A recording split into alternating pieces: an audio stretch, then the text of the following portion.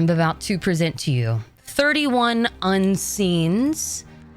Movies I've never seen that I feel like I should have at this point. I mean, it's past its due, or the whatever saying it is. You know, the due is past. It's time. It's fucking time. So a lot of these movies may shock you. You might be like, how the fuck have you not seen that? And that's why it's on the list. It's an unseen. And it's time we finally check off what's on here. I will be reading the director, the year it came out, a few other things the director has made, because I do like to get a good feel of like what else they've done and what else they're into. I don't know. There's something so cool about movie watching to me where you can really get behind the eyes of the director. You can see what the fuck is in their head, you know? A lot of that is part of why I love watching movies. I like to see how a director changes their career path and what story they're really trying to tell. So we'll be going over movies they've also directed and a quick synopsis. So number 1, The Monster Squad. It came out in 1987, directed by Fred Decker, who, he also made Night of the Creeps, a movie I've never seen before. RoboCop 3. Very random career path, but like Night of the Creeps has a really cool VHS cover. I've never seen the movie, but it has like this guy holding a flower at like someone's doorsteps. And it looks cool. I don't know, it's a cover thing. It's always drawn me in, but I've never seen it. But anyways, he also directed Monster Squad. This is the quick plot. 5 youngsters find themselves up against the combined might of Dracula, the Mummy, and Frank's monster, who arrives in town to find an amulet. So not only is this like, I feel like it's a good intro to October. I know we're like October 7th. Happy birthday, Doom, by the way. Number 2, Deep Red. This has been on my list for a while, so it's now time we actually, check this one off. 1975, Argento. Argento made Suspiria. Phenomena. I have Phenomena, but it's not on this list. It might be in a future list. But Argento, man, I've seen Suspiria, so it's time to check off another one. This one also has a freaking ventriloquist dummy.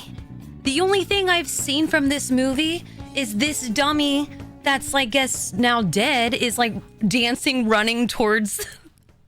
I don't know. He's like dancing and running towards the camera during this one scene, and I gotta can see it. You might notice there's a lot of dolls in these lists. Not specifically the main characters, but like there's a lot of doll stuff I need to check off. Argento is, he's known for his style. Obviously lights, visual. Some people even say it's more style over substance. But I don't think it's bad to have a director like that in the horror industry. I think it's nice to just have a movie you can sit back and get hypnotized by. And that's the way I felt when I saw Argento's Suspiria. The Suspiria remake wasn't too bad either, but Argento's Suspiria is like hypnotizing. And that's all I got from that, and it was great. That's all I really needed. So maybe we'll see what we get with Deep Red. Phantom of the Paradise. The main thing that has drawn me to this movie is the mask. I'm currently reading Berserk, and this mask looks familiar to me. I don't know. It's the first thing I thought of was this character when I saw the Berserk helmet. I'm not sure if it's a direct reference. I don't know, but it's what I thought of. So this movie's been more in my head. It kind of looks like Phantom of the Opera, like him with the organ and everything.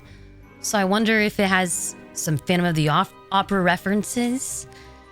Phantom of the Paradise, if you don't know, 1974. I picked a lot of 70s horror this month. There's a lot of that genre I haven't seen. Well, I mean, from that decade, I mean. The director is Brian De Palma. Brian De Palma.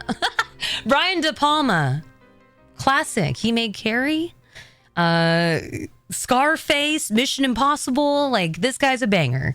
So it's weird to me. I haven't seen this one yet. And this one kind of seems to have been a little bit of the Undertow movie he made. Not as popular, but definitely kept his, movement going still. It sounds awesome.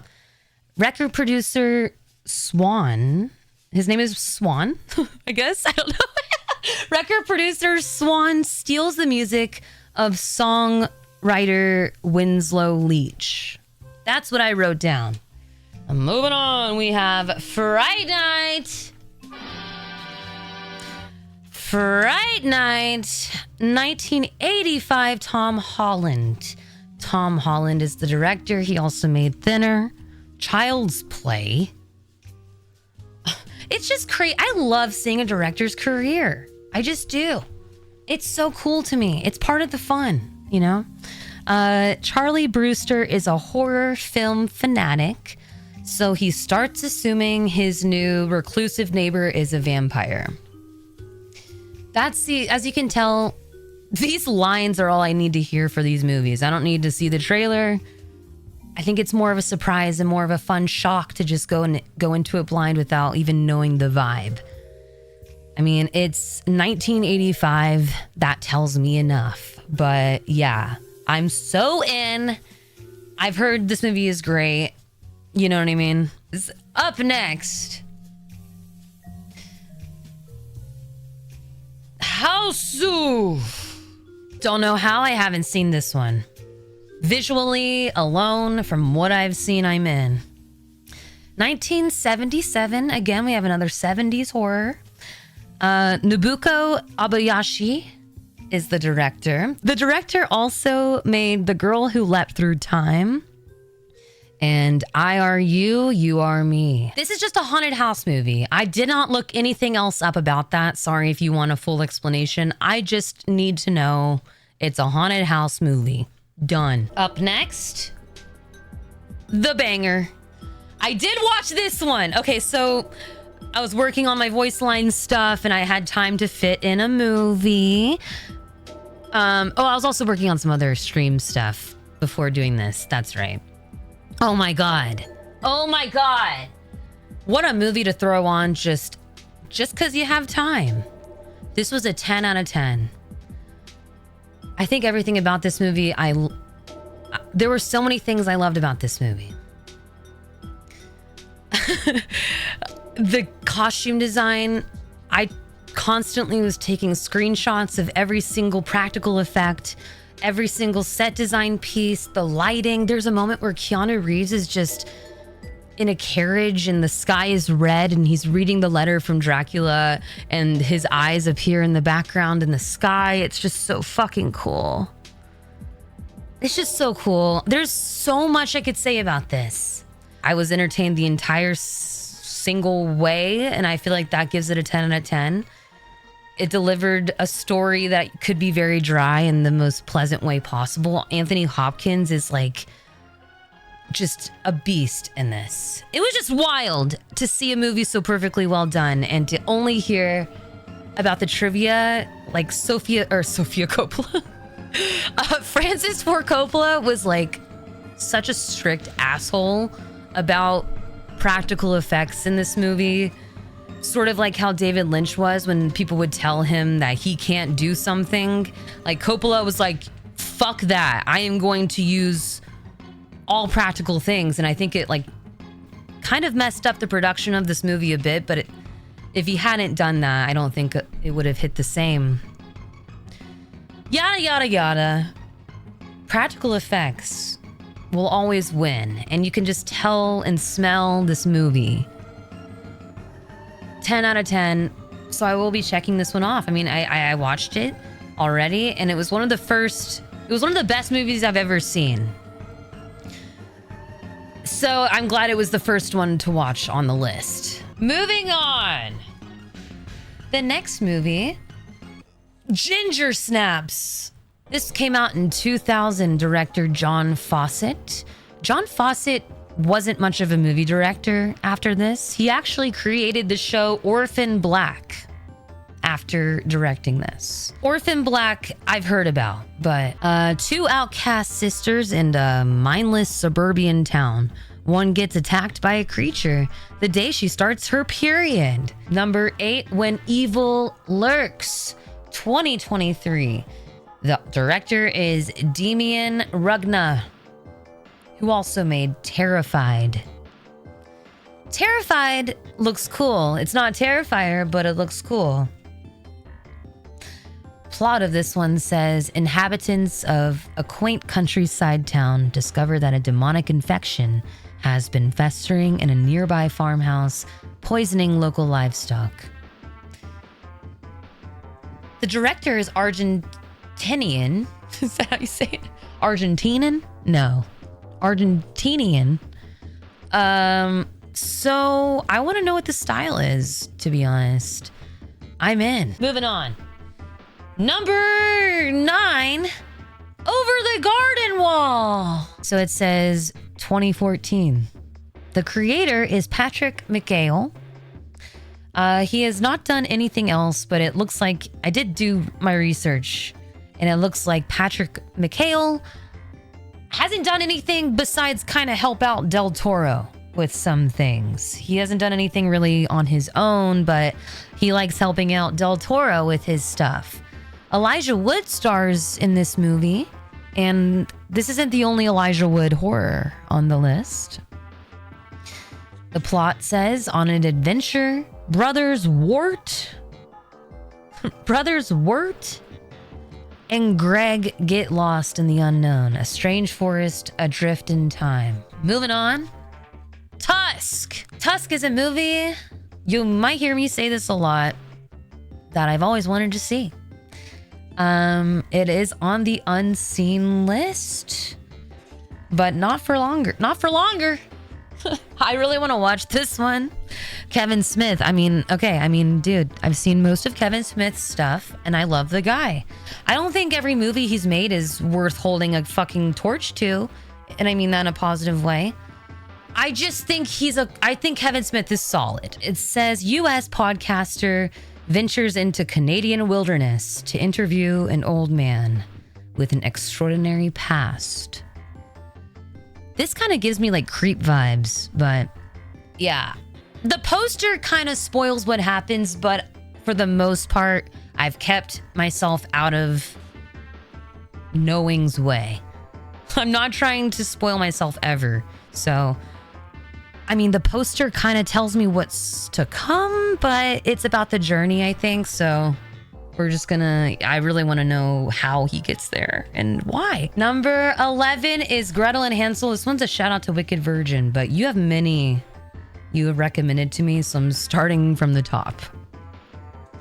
Wicked Virgin, whenever I bring up Oz Perkins, who's been a very relevant director, will always say Gretel and Hansel or his other older stuff, and I have that in my head. So, Gretel and Hansel I watched last night, actually. Hansel and Gretel was like the first story I ever read that really scared me, so I'm like kind of obsessed with Hansel and Gretel adaptations. I love a good witch, and this movie did not disappoint. Like, I think this is sort of the same thing that Kevin Smith does for his daughter. I think Oz Perkins made this movie for his daughter. That's my review on it. It focuses on Gretel. That's why she's first in the title. And it's a witch movie for sure. Like, they focus on the witch and they focus on Gretel, you know? And I'm not going to spoil too much, but it's very witch heavy and I fucking loved it. The visuals were great. It's a psychedelic horror movie at times. Like, they literally eat shrooms while lost in the forest and trip out and stuff. Like, it's cool. And oh my God, if you're into fashion silhouettes at all, I know there must be a few of you. Like, whenever there's fashion, but the silhouette is constructed and looks really cool, like, you know, where in the distance, the shadow or the silhouette just looks sick. I don't know. There's so many moments where the characters, their silhouette looks so cool. The hats they wear create this cool, like, horn shape on their head. Just trust me. It's really cool. It felt sort of like, it was definitely dark fantasy, but oh my God, the way it's shot is very cozy, but creepy at the same time, and you can smell how gross this movie gets at times. It's very close. Like, everything that happens in this movie felt so, like, close up, but not in like an obnoxious way. It was really cool. And yeah, I would give it like an 8 out of 10. 8 or 9 out of 10. I think it was like a really cool way to involve witches with Hansel and Gretel. If you haven't seen it, though, a little bit of a backstory. It came out in 2020. It is Oz Perkins. Oz Perkins made Longlegs and The Monkey, and he's currently about to come out. What's the next movie he's making? I forgot the title. But he has another one out, like coming out in a couple months. I mean, this guy is on fire. Just constantly making shit, and I'm honestly there for it. I think he's still trying to learn his style, and I love being on the journey for that. I like seeing directors try seeing what fits them best, and I think he's on that journey right now.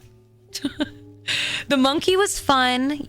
Longlegs was very serious and creepy, and then this one felt like, let me adapt a scary fairy tale for my kid. Moving on. The Burbs. The Burbs is a movie that Sai has recommended me a lot, and I appreciate it because I love when that normie, vanilla, straight-laced motherfucking actor gets wild. 1989, Joe Dante. Joe Dante is also a Rushmore guy. I mean, he made Gremlins, The Howling, and the banger, as Spooky may know it, Small Soldiers. I've never seen Small Soldiers. So yeah, she put that on my radar recently. Joe Dante has quite the range. The plot for this is settling in for some time off in his suburban home. Ray Peterson's vacation becomes a horror. Done. That's all I need to know. The Changeling. I understand. I feel like this might be the slowest movie on the list. This movie has been recommended to me the most out of my entire 3,002-year-old life. It's just one of those that whenever I hear about The Changeling, especially 1980, it's up there with movies that completely traumatized people. 1980, Peter Medak, who also made Species 2 and Romeo is Bleeding. Composer John Russell is on vacation with his family when a car accident kills his wife and daughter. So, okay. I mean, it's gonna start off very heavy. I'm gonna guess there's a ghost. Why did this movie traumatize so many people? I want to know why. Autopsy of Jane Doe. This is kind of in the same range of like, this is another one. So I'm just including it because I want to get it out of the way. This is another one where in my day-to-day life, not really on Twitch chat, but I feel like I've been recommended this one a lot. If you don't know anything about it, it's 2016. The director is Andre Everydal. I believe it's Norwegian. Now get this. The director also directed... This director has a crazy range. They also made Troll Hunter, which is like a really cool movie about giants, honestly. The special effects in the movie Troll Hunter, if you ever want to see some big ass trolls that are like giants, really well done and cool. So they also directed that one. And scary stories to tell in the dark. Isn't that weird? So yeah, I'm just like kind of interested in what this one has to offer, but I know a lot of people in my underworld life, this is like their favorite movie. This is a movie where I immediately got texted like, Scareline, you gotta watch this, and I just never did. And so that's what this month is for. But it came out in 2016, and it says bizarre clues are found during a Jane Doe murder victim. Or murder, I wrote murder victim. I think I meant murder autopsy. But yeah. Train to Busan. This has been on my list. I really need to see it. I don't know how I've missed this one. I wrote Train to Busan. It's from 2016. Director is Yong Sang-ho. A man catches a train to is it Busan? Is it Bussy or is it Busan or Busan? Is it Bussy or Bussy? Bussy? Train to Bussy. Okay. A man catches a train to Bussy while with his daughter on her birthday to go see his wife. Busan. Train to Gary Busey. That's what I'm saying. Yeah. Train to Gary Busey. Well, I really appreciate her for recommending this one because I've really been meaning to watch it. I know. Like, it's one of those things where you can yell at me for not seeing this one. It's crazy. It's crazy that I haven't. I don't know how. Dolly Dearest. Dolly Dearest. This is important. We need to take note. This is actually also the Brazilian movie cover. And I love her face. I love her face. This came out in 1991. Maria Lise. Maria Lise, get this. So she's a woman. That's cool right off the bat. Okay. But she's an actress that just wrote and directed this movie out of nowhere. She's also an actress in a movie called Love Camp 7. But she is just a girl that made a doll movie, honestly. Like, director? Yeah. Like, maybe it sounds like that, possibly, yeah. I love this for Maria because one day it would be cool to maybe direct a doll movie myself. I mean, I kind of want to learn claymation, but dollmation, same thing. Dolly Dearest is cool, though. Knowing it's just her passion project is pretty cool. Her face is sick. The plot says, after Elliot takes ownership of a doll manufacturing company in Mexico, strange things happen. So I don't know. I'm trying to really go in as blind as I can. Sorry, these descriptions aren't the most educational. I don't like getting spoiled anymore.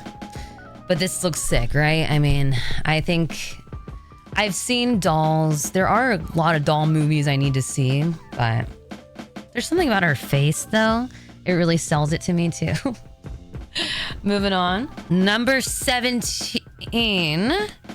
Lawnmower Man. I didn't realize Pierce Brosnan was in this. Eccentric Dr. Lawrence Angelo puts mentally disabled landscaper Job Smith on a regimen of experiments, pills, and computer simulated brain training. It's a lot of like early VR, a lot of early VR animations, a lot of like, this is what the future will be like. And then it turned out nothing like that kind of thing. But then this, they were pretty close though. This isn't just like the Jetsons. Like they kind of were predicting the future. Waxwork. Waxwork. Dude, I love a wax museum. I actually have a wax museum playlist of just really cool wax museums that I like going through when I'm feeling low. I like to transport myself into some really cool wax museums. Earth has provided a lot of really cool ones. Like, they honestly seem like wax museum prisons, but I don't know. There's something about watching the walkthroughs. Wax museums to me are really fun. So that's why I really enjoy the movie House of Wax. This is 1988. Anthony Hickox is the director. Also made Waxwork 2 and Hellraiser 3. Random career. Plot to this one: when a waxwork museum comes to town, teenagers are lured into the nightmarish fates. Just give me some weird wax museum rooms. Just give me some cool rooms with some weird wax statues. I'm not asking for much plot. I just want to watch a good wax museum. I don't need it to be a great Criterion Collection plot, written out movie, you know. Just give me some good visuals. That's all I want with this one. I really want to watch all wax museum movies out there. Phantasm! Y'all knew this one would be on the list. This is one of my old-time, I want to watch it, but I haven't already. Phantasm, 1979, Don Coscarelli. Don made a lot. Don also made Beastmaster, Bubba Hotep. I know it's really great. It's one of those that I know I'm gonna love once I actually watch it. I just haven't. But yeah, the director made Bubba Hotep, Beastmaster, Phantasm 2, I believe, and he also made the movie John Dies at the End. That's one that people were really surprised with, and I was like, what? Why do people like John Dies at the End? But then I heard was actually really good, and now it makes sense because it was the director of fucking Phantasm who made it. So you learn. The residents of a small town have begun dying under strange circumstances. Very broad, but I want to keep it that way. I really don't know much other than the fact that it's like a really tall guy with like the ball, you know. I've seen him hold this like silver ball with wings. I don't know what it is. I don't know the purpose. I just want to watch it and find out. Jeepers Creepers. Okay, it's taken me 3,002 years or however long it's taken for this one to come out for me to put it on the list. For obvious reasons. The director's a piece of shit. But in this time of underworld century, my brain at the time is gonna just separate the art from the artist and do this for research. Also, let's just pretend the director was a cool guy. I think it's cool that this is about a scarecrow.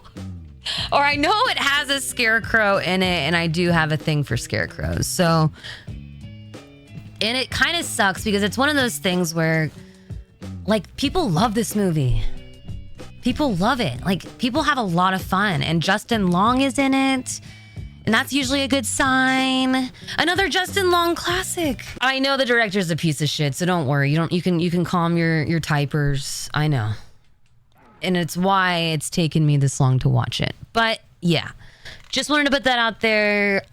I'm going to go into it knowing that, but I want to know just why people like this movie, because they do. I mean, and I think, and it is nice that they're separating the art from the artist. I hope they are. So yeah, I know it's good, and that's what kind of sucks, but I do want to know why. And I heard it's really fun, and there's a good scarecrow villain, and I love scarecrows.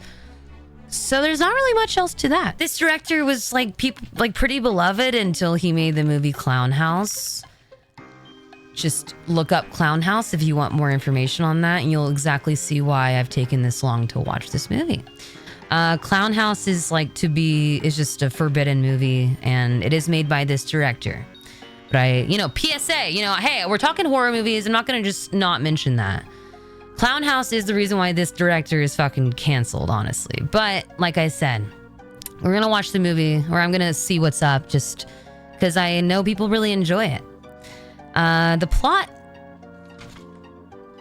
from what I wrote, I mainly just wrote road trip with Justin Long, cat and mouse, because I think the description for this one was like way too much. So I was just skimming through, and I didn't want to spoil everything. So yeah, that's Jeepers Creepers Maniac. Speaking of hard hitting, Speaking of hard hitting, this one I've heard is really brutal, but man, look who's in it. Look who's fucking in it. I mean, we got ourselves another Elijah Wood. Elijah Woody. This is the remake. The original came out, I think, in like the 70s or something. I also need to watch that one, but I've heard he kills it in this one. The original Maniac is brutal, I've heard. I've also heard this one is just as brutal. So I want to know what's up. And yeah, like I said, I love it when Elijah Wood goes crazy. So mainly the reason why it's on the list. Oh, sorry. The director is Frank Calhoun. He did not do much besides Amityville Awakens and P2. I don't know what those are. I don't even know what Amityville Awakens is. There's been so many Amityville remakes, sequels, spiritual successors, whatever the fuck with Amityville. I've lost track, but the director also did that. But I think this is his best known shit. Maniac. The plot, Elijah Wood goes feral. I have signed up for that years ago. I just haven't really given it the time. So Ichi the Killer for number 22 out of 30. Came out in 2001. Takashi Mike. I think that's how you say it. Or is it Mickey? Mike. Takashi. Also made an Audition. Miike. Takashi Miike. Thank you. Takashi Miike, I have watched Audition recently, and I enjoyed the brutal nature of that one. I really liked the style, too. Like, felt really department store turned fucked. I can't explain why. It felt like watching a department store just turn into a fucked up movie. I can't explain why. It was just really cool. Audition threw me off in the best way. Even though I sort of knew what was coming, it still threw me off. And the director also made this one, so I want to know how he'll throw me off in this one. The plot says a sadomasochistic Yakuza enforcer comes across a repressed and psychotic killer. So, I'm in. I've been in just for so long, you know. The Loved Ones. It came out 2009. And the director is Sean Byrne, who also made Devil's Candy. I can't read my handwriting. Something with animals. But I don't know what it is about this poster, but I feel like it's going to be the same vibe as Lars and the Real Girl. Like, what? I don't know why, though. I'm probably very wrong, but that's okay. I feel like it's going to be kind of like quirky.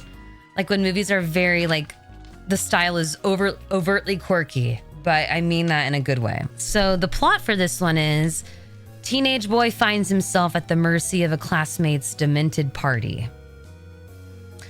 Love that. I love a horror movie, and honestly just a movie that's taken place at a house party. I don't know.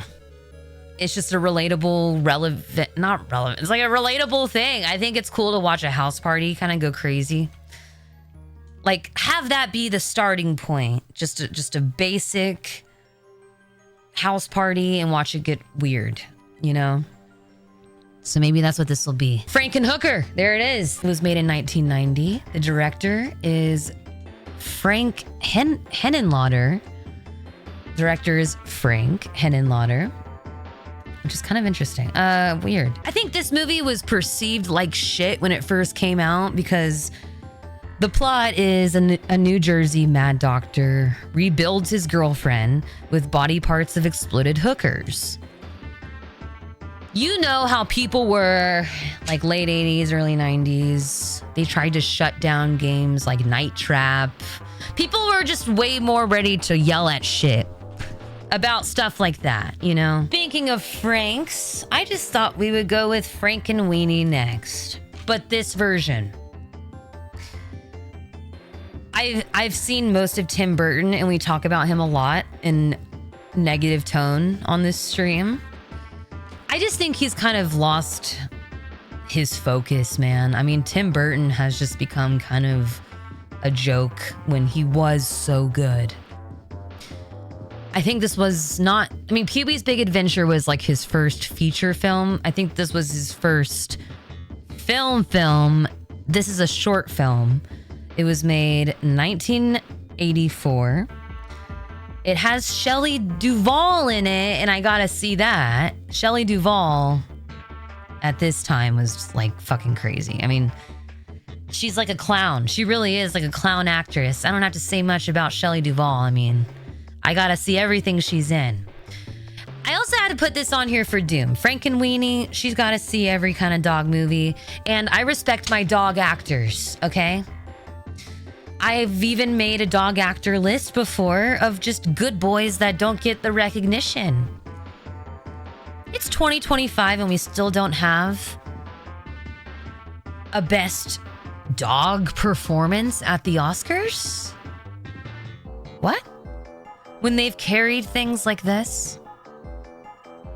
The 90s didn't even prop up their dog actors when they were the heroes. Cemetery Man, 1994.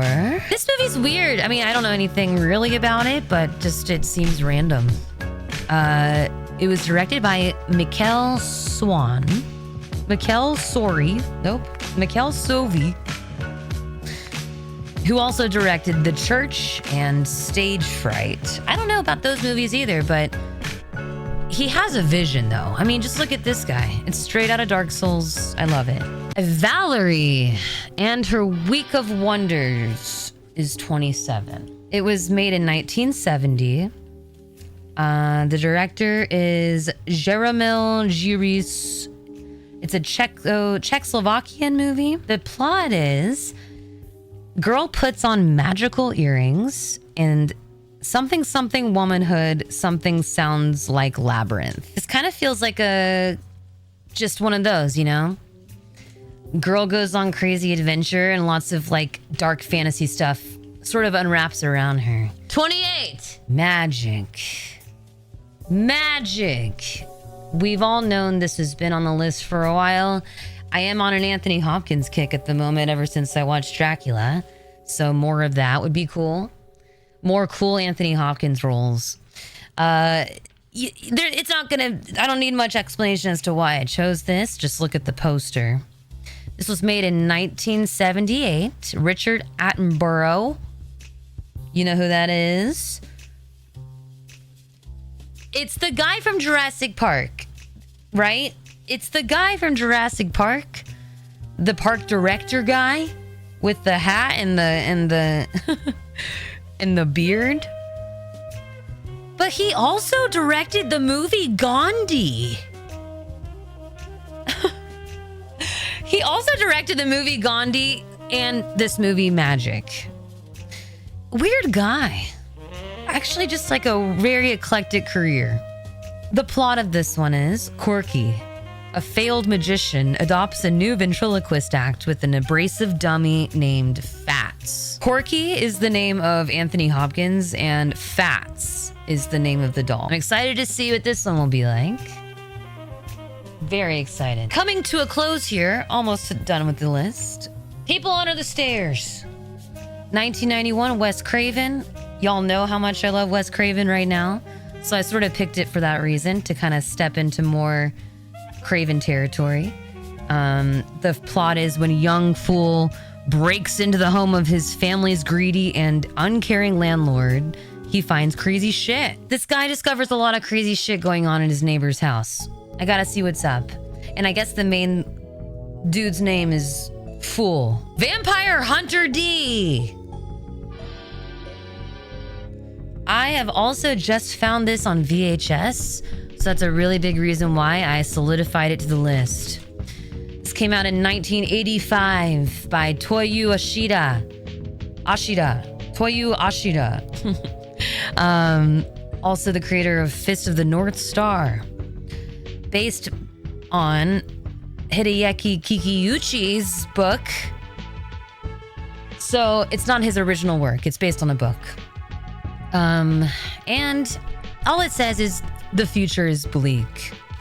So I kind of want to go into this one as blind as possible because I don't know if there's much I just want to go into this one without knowing too much.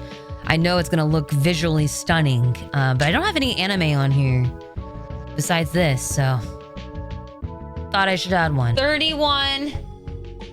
This one's for Doom. Good boy. 2025. It's made by Ben Leonberg, who also made The Fisherman's Wife. This one's for Doom because it is her third on Earth, 300 Underworld birthday. So I had to include Frankenweenie and Good Boy. It's just a dog POV horror movie. But wait, what if there was a bonus? The Blob! 1958 for Chat Meat Blob. 1958's version because of this. Because this is you. That's you. That's how I see you, except with a lot more eyes and arms and hair. And, that's actually you up there where it says my name up there. It's you. So there you go. The Blob.